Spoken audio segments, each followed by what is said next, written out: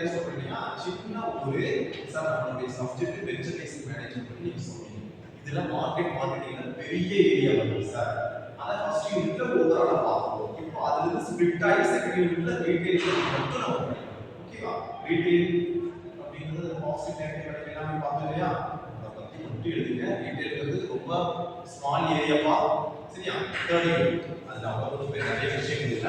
Unit 3 international marketing sir. First one common, second one small edge, third one international marketing. இதுல என்னெல்லாம் பாத்தீங்க நான் கேக்குறது மார்க்கெட் அண்ட் மார்க்கெட்டிங் ரெண்டுமே சொல்லிட்டீங்க சூப்பரா சொன்னீங்க.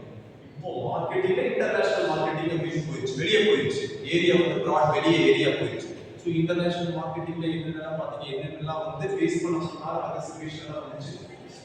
கல்ச்சர் வெரி குட், கல்ச்சர் இருந்துச்சு சார். நம்ம கல்ச்சருக்கும் அந்த கல்ச்சர் அடாப்ட் ஆகுறது கொஞ்சம் ஃபேஸ் பண்ற மாதிரி இருந்துச்சு. வேற இந்த பாயிண்ட் டெக்னாலஜி கல்ச்சர் எல்லாம் சிம்பிளா சொல்லிட்டாங்க. பட் இந்த பேப்பர்ல நீங்க கொண்டு போனீங்கன்னா நிறைய எழுதலாம். கல்ச்சர் எப்படி வேரி ஆகுதுன்றத பத்தி ஒரு 10 பேஜ் எழுதலாம். அதே மாதிரி டெக்னாலஜி 10 வருஷத்துக்கு முன்னாடி இருந்த டெக்னாலஜி இப்ப இல்ல, இப்ப இருக்கிறது 10 வருஷம் கழிச்சு இருக்காது, இனி அட்வான்ஸ் போயிடும். சரியா? நிறைய எழுதுங்க. ஓகேவா? கொஞ்சம் ஞாபகம் அதை மாத்திருங்க. அடுத்த செகண்ட் நிறைய பேசி சொன்னீங்க. யாரோ 2 பேருக்கு மட்டும் காலேஜ் விஷயம் தெரிஞ்சதுன்னு நினைக்கிறேன். சொல்லிட்டு இருந்தாங்க, மேம் சொல்லிட்டு இருந்தாங்க, கோர்ஸ் சப்ஜெக்ட் யாரோ ஆராய்வாங்க. சரியா? Right, okay. International marketing right, okay. இதுல வந்து இந்த டெக்னாலஜியும் கல்ச்சரும் ஃபேஸ் பண்ணீங்க. வேற ஏதாவது மார்க்கெட் கண்டிஷன், மார்க்கெட் கண்டிஷன் பத்தி அதுல ஒரு ஃபேஸ் பண்ண வேண்டியது. வேற இன்டர்நேஷனல் மார்க்கெட்டிங்ல கிளாஸ் எடுக்கும்போது சொல்லியிருக்கேன், என்ன சொல்லியிருக்கேன் அப்படின்னா லோக்கல்ல நீங்க மார்க்கெட்டிங் பண்றதுக்கும் நேஷனல் இன்டர்நேஷனல் லெவல்ல பண்றதுக்கும் நிறைய பேசியிருக்கேன்னு சொல்லியிருக்கேன். இப்படி யோசிச்சுன்னா சொல்லலாம். மெயினான டாபிக் மட்டும் சொல்லியிருக்காங்க. Competitors very good. அந்த காம்படிட்டர்ஸ் இதே வேற. லோக்கல்ல ஃபேஸ் பண்றதே ரொம்ப கஷ்டம். பட் இன்டர்நேஷனல் போது இன்னைக்கு வந்து ரொம்ப கஷ்டமா இருக்கு. வேற போடுறீங்க. வேற பார்த்து சொல்லிட்டீங்க. கிளாஸ் டிஸ்கஷன் இதுதான் ஃபோர்த் யூனிட்ல. யூனிட் 4ல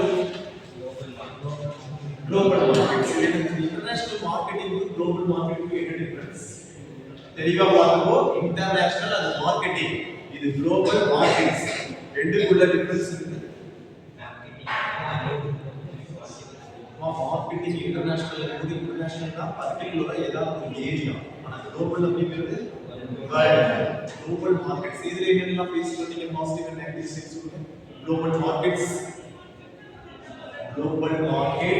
இதுல சார் இதெல்லாம் நம்ம டிஸ்கஸ் பண்ணோம் சார். நீங்க மார்க்கெட் எதை வச்சு வேணாலும் கம்பேர் பண்ணி சொல்லுங்க, எதை வச்சு வேணாலும் நீங்க கம்பேர் பண்ணி சொல்லுங்க.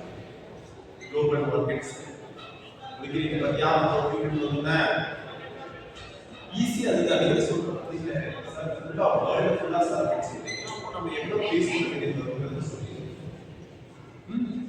சார். அதே தான் சார் இன்டர்நேஷனல் பண்ண கல்ச்சர் தான் வேர்ல்ட் லெவல்ல போகும்போது கல்ச்சர் எல்லாமே எல்லா ஏரியாவுமே வேரி ஆகும்.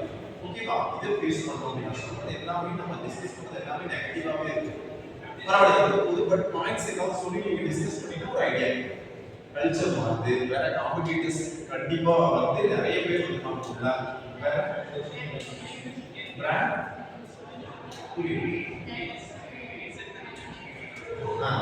Recognition very good. இது பாசிட்டிவ் சைட்ஸ். பிராண்ட் வேற ஏனோ இந்த ப்ராடக்ட் வந்து நீங்க கம்பெனில ரெடி பண்ணிருக்கீங்க. இந்த ப்ராடக்ட் வந்து ஃபுல்லா வேர்ல்ட் ஃபுல்லா போகுது அப்படிங்கிறது அது பாசிட்டிவ் சைடு இருக்கும், நெகட்டிவ் சைடு இருக்கு. பாசிட்டிவ் சைடு சொன்னா பிராண்ட் வந்து ஒரு பிராண்ட் வேர்ல்ட் ஃபுல்லா பாப்புலர் ஆயிடுச்சு சார் அப்படின்னு சொல்றீங்க. ஓகேவா? வேற பாசிட்டிவ் சைடு வேற டிமாண்ட் ப்ராடக்ட் டிமாண்ட் வந்து நிறைய கிரியேட் ஆயிடுச்சு sir. So product demand create ஆச்சு, ஆட்டோமேட்டிக் என்ன ஆகும்? சேல்ஸ் இன்க்ரீஸ் ஆகும். சேல்ஸ் இன்க்ரீஸ் ஆச்சுன்னா என்ன ஆகும்? ப்ராஃபிட் இன்க்ரீஸ் ஆகும். ஓகேவா? ப்ராஃபிட் இன்க்ரீஸ் ஆச்சுன்னா என்ன ஆகும்? கரெக்டா சொல்லிட்டு வந்தீங்க. பட் சப்ஜெக்ட் மேட்ச் பண்ணி சூப்பரா இருக்கும். Demand, sales, profit, next one example சொல்றேன். ஒரு 10 கம்பெனி நல்ல கம்பெனிஸ் எம்என்சி கம்பெனி ரன் பண்ணிட்டு நீங்க நல்லா ப்ராஃபிட் பண்றது என்ன? 10 கம்பெனிலயே ப்ராஃபிட் நிறைய வருதுன்னா என்ன பண்ணுவீங்க? எக்கனாமிக் growth அத படிச்சுக்க இந்தியன் எக்கனாமி படிச்சுக்க growth ஆட்டோமேட்டிக்கா இன்க்ரீஸ் ஆகும். ஓகேவா? இதெல்லாம் பாசிட்டிவ் சைடு. இந்த மாதிரி ஸ்டோரி